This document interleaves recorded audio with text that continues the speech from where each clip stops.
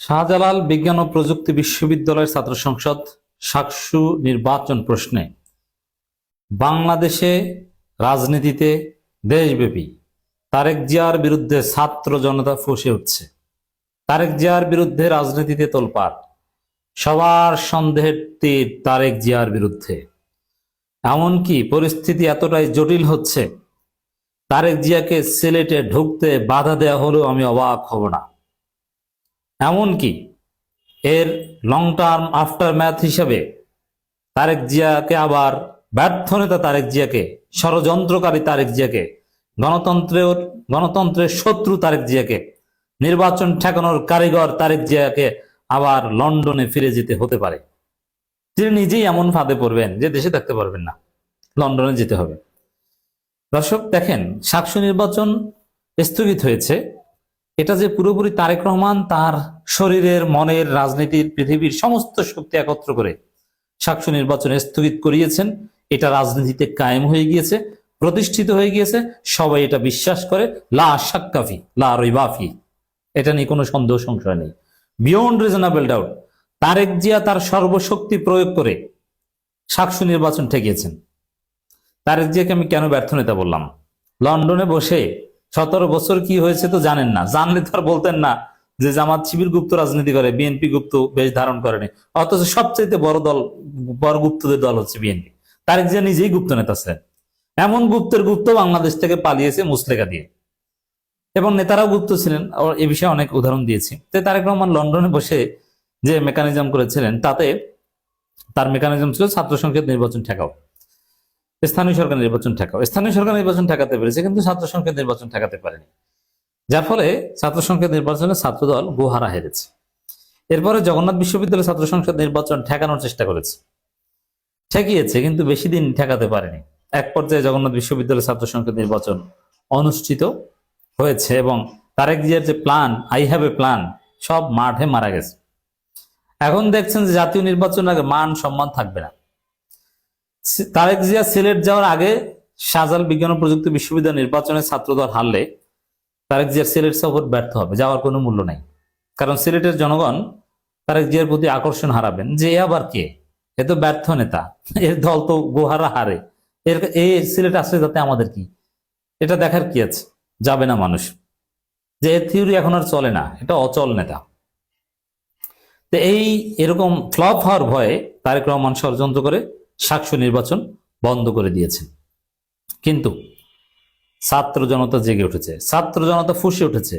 শাহজালাল বিজ্ঞান ও প্রযুক্তি বিশ্ববিদ্যালয় থেকে যে আন্দোলন, যে নির্বাচন না হওয়া পর্যন্ত আন্দোলন চলবে, নির্বাচন বাতিলের কোনো খবর বিশ্ববিদ্যালয়ের ভেতরে প্রবেশ করতে দেওয়া হবে না, নির্বাচন হতে হবে।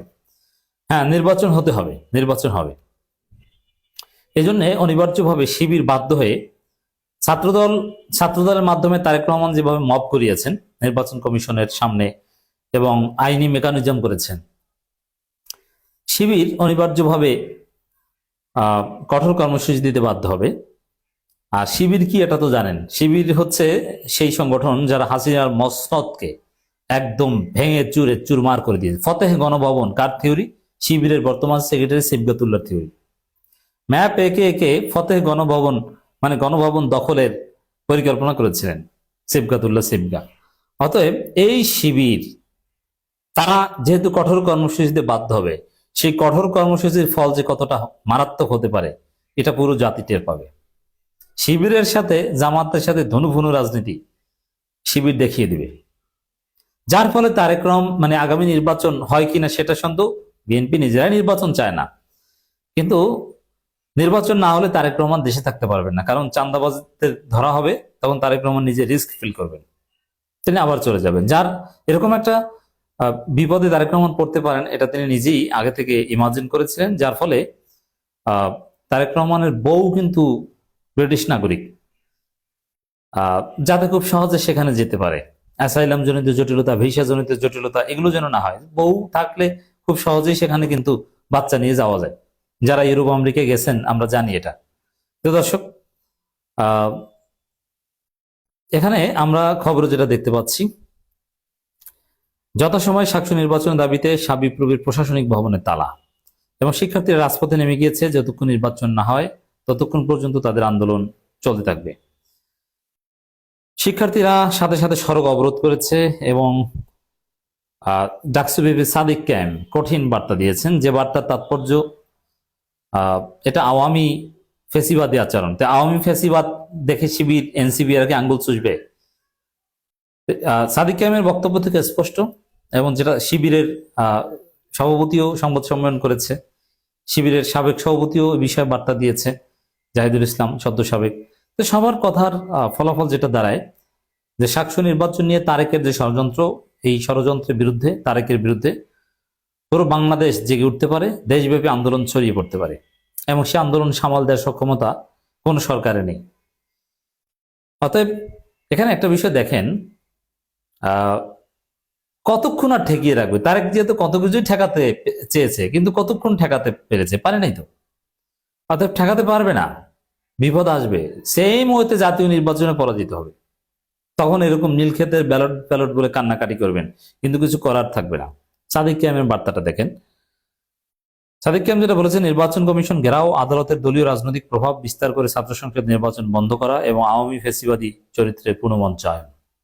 তাহলে আওয়ামী ফেসিবাদী আচরণ যারা করবে তাদের বিরুদ্ধে তো আর শিবির আঙ্গুল চুষবে না, অবশ্যই তাদের বিরুদ্ধে যথাযথ পদক্ষেপ নেবে, কঠিন কর্মসূচি দেবে। এটাই হচ্ছে জাতীয় নির্বাচন না হওয়ার একটা আলামত। তো বিএনপি যে কিভাবে জাতীয় নির্বাচন বানচাল করে লন্ডনে পালাতে চায়, আবার লন্ডনে যাওয়ার ধান্দা করছে, এটা তো আর রাতারাতি সরাসরি তো আর বলবে না যে ভাই আমরা জাতীয় নির্বাচন চাই না, আমরা হারবো। বিএনপির বুইরা বুইরা প্রার্থী ছোট ছোট বাচ্চাদের কাছে পরাজিত হবে, এটা তারা জানে। অলরেডি তো অর্ধেক পরাজিত হয়েছে। হাসনাত আব্দুল্লাহর আসনে বিএনপির এক বুইরা খাটাস দাঁড়াতেই পারছে না। হাসনাত তাকে শোয়াই দিছেন আগেই, ভোটের আগেই। অর্ধেক তো জামাত এনসিপি তো অর্ধেক জিতে গেছে অলরেডি, নির্বাচনের রেসে অর্ধেক এগিয়ে গেছে।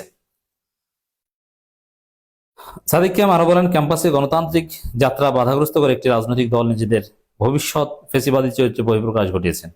সব রাজনৈতিক হস্তক্ষেপ মুক্ত আদালত এবং গণতান্ত্রিক ক্যাম্পাস বিনির্মাণে স্বচ্ছ নির্বাচন যথাসময় অনুষ্ঠিত হতে হবে, এর ব্যর্থ হলে তা ছাত্র সমাজ কোনোভাবে মেনে নেবে না। এর মানে এখানে একটা বিষয় দেখেন, শিবির যেটা বলছে এটা মেনে নেবেন, এর মানে শিবিরের আন্দোলন অনিবার্য হয়ে যাচ্ছে।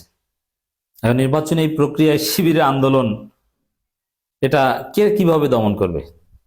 এত বড় সংগঠন, এই মুহূর্তে ট্রেন্ডিং ক্ষমতাসীন সংগঠন, বিশ্ববিদ্যালয়গুলোতে যারা ক্ষমতায় আছে তারা আন্দোলন করবে, এটা কি সামাল দিতে পারবে? পারবে না। দেখেন, তারেক জিয়া তার বিএনপি পন্থী শিক্ষকদের মাধ্যমে পদত্যাগ করিয়েছে, তারা নির্বাচনের দায়িত্ব পালন করবে না। মির্জা ফখরুলকে নির্বাচন কমিশনে পাঠিয়েছে যে সাকসু যেন না হয়। এর ছাত্রদলকে মব করিয়েছে ছাত্রদলের মাধ্যমে, কোনো কিছুতে কাজ হয়নি। তারপরে আদালতে হস্তক্ষেপ করেছে। আদালতের বিরুদ্ধে একটা বিপ্লব অনিবার্য বাংলাদেশে। এখনো যে এই যে ইশরাককে মেয়র বানানোর কাণ্ড থেকে শুরু করে কত কিছু দেখেছি।